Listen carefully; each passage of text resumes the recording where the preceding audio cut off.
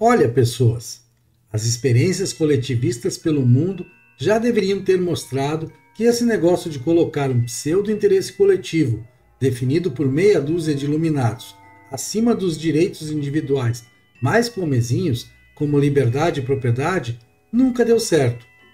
A história econômica do mundo demonstra que a alta taxação sobre os ricos costuma causar efeito contrário ao desejado, enquanto impostos módicos sobre eles tendem a incentivar o investimento, o crescimento e, consequentemente, a arrecadação. Como ensinou Adam Smith, a poupança, que ele chamava de parcimônia, é condição sine qua non para o investimento e a formação de capital, e sem isso não há aumento da produção, crescimento econômico. Transferir poupança dos ricos para o Estado é uma forma simples e estúpida de transformar poupança em consumo do governo, prejudicando a sociedade como um todo. O que realmente impulsiona o padrão de vida em nossas sociedades é o fato de a quantidade de máquinas, equipamentos, ferramentas, componentes de alta tecnologia, além de conhecimento e informação colocados à disposição dos trabalhadores, ser sempre crescente, aumentando constantemente os índices de produtividade do trabalho e, consequentemente, os padrões de bem-estar. Para os consumidores, um aumento nos preços de um produto sugere que este se tornou mais escasso. Consequentemente, os consumidores irão reduzir o consumo deste produto em decorrência deste aumento do preço e procurar por substitutos mais baratos. Para os produtores, os preços maiores deste produto informam que pode haver maiores oportunidades de lucro para entrar neste mercado específico. Estes novos concorrentes irão ou produzir mais deste produto, aumentando sua oferta, ou produzir bens alternativos para concorrer com o produto em questão. É este processo, quando deixado a ocorrer livremente, que garante que os preços estejam sempre em níveis que tendam a equilibrar a oferta e demanda. Por isso, assim como quebrar o termômetro não resolverá a febre, impedir que um determinado preço flutue livremente só provocará excedentes ou escassez. Porém, não se pode falar de aumento da produtividade sem mencionar a melhora da educação. O mau desempenho dos alunos brasileiros em testes como o Programa Internacional de Avaliação de Estudantes, PISA, é um sinal negativo para a trajetória futura da produtividade do país. Para se ter uma ideia, os resultados obtidos por estudantes de outros países emergentes, como a China e o Vietnã, são muito melhores que os do Brasil. Tirar a ideologia das salas de aula, principalmente nas escolas públicas, é o primeiro passo para isso. Instituições como a propriedade privada ou regras como o respeito aos contratos não foram paridas da cabeça de algum intelectual, mas evoluíram através do tempo com base nos costumes e cultura dos povos, essencialmente dos povos ocidentais. Smith não inventou a divisão do trabalho ou a vocação dos seres humanos para as trocas de bens e serviços. Ele simplesmente descreveu a infinita capacidade dessas interações voluntárias, desde que deixadas livres, de gerar riqueza e prosperidade. Sou pela liberdade absoluta da expressão e da informação, desde que possa ser responsabilizada pelos danos que causar, sempre a posteriori e nunca a priori, censura. Isto não quer dizer que a imprensa seja imune a críticas. Muito pelo contrário, sou também daqueles que enxergam a mídia com imensa desconfiança. Se desejo que ela seja livre, desejo mais ainda que a crítica seja severa e permanente. Um dos problemas de se misturar ideologia com direito é a tendência à criminalização da moral alheia, sempre medida, é claro, de acordo com a régua moral de quem julga. Já o intervencionismo, por sua própria natureza, inibe o interesse privado pelo planejamento, que é substituído pela planificação, executada por arrogantes burocratas sob a absurda e virtualmente perturbada crença de que seus cérebros especialíssimos poderiam alcançar a onisciência e a onipresença de um Deus. Como resultado, o planejamento difuso do mercado dá lugar à concentração de poder, à ineficiência, ao desperdício de recursos escassos, aos privilégios de toda sorte e à corrupção. Talvez se o mercado colapsasse com mais frequência, dando às pessoas uma amostra de como é a vida sem ele, o mundo teria não apenas muito menos comunistas e socialistas, mas também muito menos progressistas e nacionalistas conservadores. O verdadeiro fracasso do mercado, em suma, está na sua incrível capacidade de ter sucesso e continuar seguindo em frente, apesar dos pesares. Quando escolhem onde gastar seu dinheiro, os consumidores decidem quais produtos, negócios e indústrias sobrevivem e quais vão embora. Portanto, são os consumidores que, indiretamente, tomam as decisões de contratação e demissão, não as empresas. Afinal, as empresas não podem ganhar dinheiro, contratar pessoas e pagar impostos, a menos que vendam seus produtos.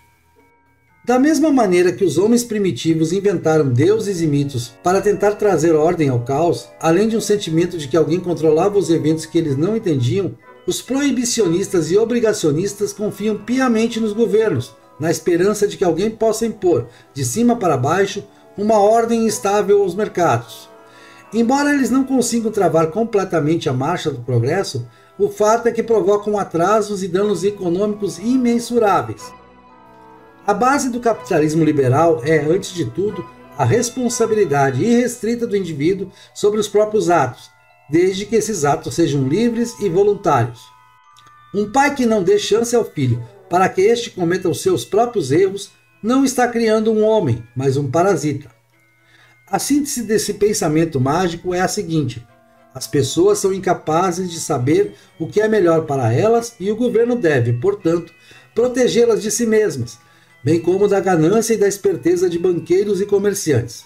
Somente o governo é sábio. Os cidadãos são seres fracos, burros e sem juízo, que devem ser eternamente tutelados para que não se machuquem ou façam bobagens. Pindorama é, definitivamente, o país do regulamentarismo e do paternalismo. Tudo deve ter um monte de regras, de preferência editadas pelo Estado babá, como se as pessoas não fossem capazes de resolver seus problemas e contratos sozinhas, de acordo com as suas preferências e necessidades. É desanimador.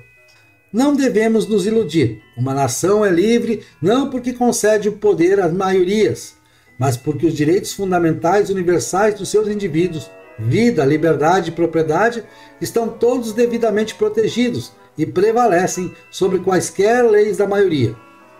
Cada produto que você vê na prateleira de uma loja ou supermercado é o resultado de uma enorme cadeia colaborativa entre indivíduos de diversas raças, culturas e crenças, sejam da mesma nacionalidade ou não. É uma imagem de abundância proveniente de intrincadas e frágeis redes produtivas e colaborativas. Restringir esse processo complexo, dinâmico e harmônico é restringir as próprias relações humanas. Quem diz ter um projeto para o país provavelmente irá tentar impor programas econômicos altamente intervencionistas, de acordo com seus gostos e subjetividades. Tentará intervir na educação das crianças e adolescentes com currículos nacionais rígidos e pretenderá regular a vida das pessoas em seus mínimos detalhes, deixando muito pouco espaço para que os cidadãos busquem sua própria felicidade de acordo com suas respectivas escalas de valores e gostos. Desde então, a humanidade tem tentado conciliar duas ideologias que são fundamentalmente conflitantes, uma baseada nos direitos do indivíduo, a outra no poder ilimitado do Estado. Esta última teve seu apogeu nas sangrentas manifestações totalitárias do século XX, bem resumidas na máxima de Mussolini: tudo dentro do Estado, nada fora do Estado, nada contra o Estado. O STF representa a parte não democrática do governo. Seu dever é o de preservar as normas constitucionais, sua estrutura e suas garantias. Afinal, as duas principais serventias das constituições, desde a Magna Carta, são justamente delimitar o poder dos governos e garantir direitos individuais às minorias. E segurança jurídica pode prover aos cidadãos de Pindorama uma Constituição cujo texto pode ser relativizado, interpretado e vilipendiado de acordo com as subjetividades, idiosincrasias e até interesses classistas daqueles a quem cabe preservá-la? Todos os seres humanos estão sujeitos a cometer erros, estejam eles agindo por sua conta e risco ou atuando em nome do governo. A diferença marcante está na abrangência desses erros.